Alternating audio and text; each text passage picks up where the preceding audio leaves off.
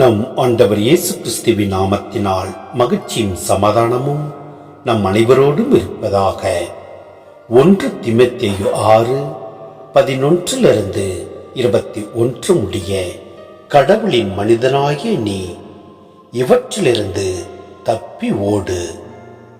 நீதி, இறைப்பற்று, நம்பிக்கை, மன உறுதி, பணிவு ஆகியவற்றை நாடி தேடு.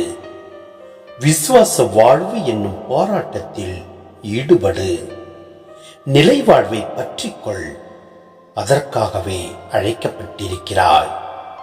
அதனை முன்னிட்டே பல சாட்சிகள் முன்னிலையில் விசுவாசத்தை சிறப்பாக அறிக்கையிட்டாய். அனைத்துக்கும் வாழ்வளிக்கும் கடவுளின் முன்னிலையிலும் போந்தியு பிலாத்துவின் முன் விசுவாசத்தை சிறப்பாக அறிக்கையிட்ட இயேசு கிறிஸ்துவின் முன்னிலையிலும் உனக்கு கட்டளையிடுகிறேன். நம் ஆண்டவர் இயேசு கிறிஸ்து தோன்றும் வரையில் குறை சொல்லுக்கு இடம் தராமல் இந்த கட்டளையை அப்பழுக்கின்றி கடைபிடித்து வா.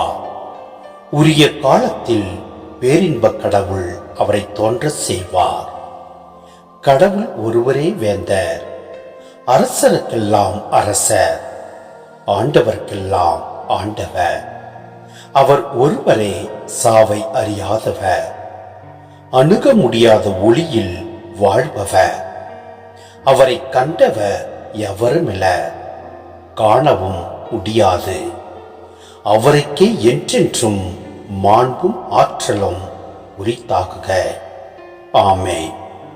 இவ்வுலகில் செல்வர்களாய் இருப்பவர்களுக்கு இவ்வாறு கட்டளையிடு. அவர்கள் மேட்டின்மை உணர்வு கொள்ளலாகாது. நிலையில்லா செல்வத்தில் நம்பிக்கை வைக்காமல் நம்முடைய இன்பத்திற்காகவே எல்லாவற்றையும் நிறைவாக அளிக்கும் கடவுளை மட்டுமே எதிர்நோக்கி இருக்க வேண்டும். அவர்கள் நல்லதை செய்து நற்செயல்கள் என்னும் செல்வத்தை சேர்ப்பவர்களாக தங்களுக்குள்ளதை தாராள மனதோடு பகிர்ந்தளிப்பார்களாக. இவ்வாறு அவர்கள் தங்களது வருங்காலத்திற்கென்று நல்லதோர் அடித்தளமாக இச்செல்வத்தை சேமித்து வைப்பதால் உண்மையான வாழ்வை அடைய முடியும். தீமோத்தேயு, உன்னிடம் ஒப்படைக்கப்பட்டதை பாதுகாப்பாயாக. உலக போக்கிலான வீண் பேச்சுகளிலிருந்து நானும் என தவறாக பெயர் பெற்றிருக்கும் முரண்பாடான கருத்துகளிலிருந்தும் விலகி இரு. அந்த நாணத்தை பெற்றிருப்பதாக காட்டிக்கொண்ட சிலர் விசுவாசத்தை விட்டு விலகினார்கள். இறையருள் உங்களோடு இருப்பதாக. சிந்தனை. இங்கு பண ஆசை பற்றி குறிப்பிடப்பட்டுள்ளதை நாம் பார்க்கின்றோம். ஆம், நம் தொடக்க நிலை ஆர்வம் குறைய குறைய நம் ஒவ்வொருடைய உள்ளத்திலும் பண ஆசை வலுத்து விடுகிறது. செல்வத்தில் பாதுகாப்பு உணர்வை தேடும் போது இறை நம்பிக்கை குறைவுபடுகிறது. நாம் ஒவ்வொருவரும் இத்தகைய அபாயத்திலிருந்து நம்மை நாம் காத்துக்கொள்ள வேண்டும்.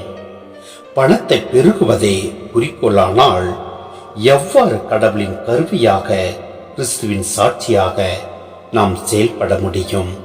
எனவே இத்திருவருகை காலத்தில் இவ்வுலக வாழ்வை பற்றி சிந்தனை கொள்ளாமல் நாம் நீதியோடும் இறைப்பற்றோடும் நம்பிக்கை, மன உறுதி, பணிவு ஆகியவற்றை நாம் நாடி தேடுவோம். விசுவாச வாழ்வு என்னும் போராட்டத்தில் ஈடுபடுவோம். வாழ்வளிக்கும் நம் கடவுளின் முன்னிலையில் நாம் வாழ முயற்சிப்போம். எல்லாம் வல்ல இறைவன் நம்மை நிறைவாய் ஆசீர்வதிப்பார். ஆமென்.